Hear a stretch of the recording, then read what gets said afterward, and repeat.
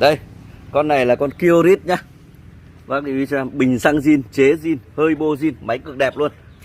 Đây, con này là 21cc, nòng 30 ly. Đây, là E1. Đấy, giá có 1.200.000 đồng thôi. Cần lắp zin, đầu bò zin. Phụ kiện bác được bao ship toàn quốc. Rồi, test cho anh con. Đấy.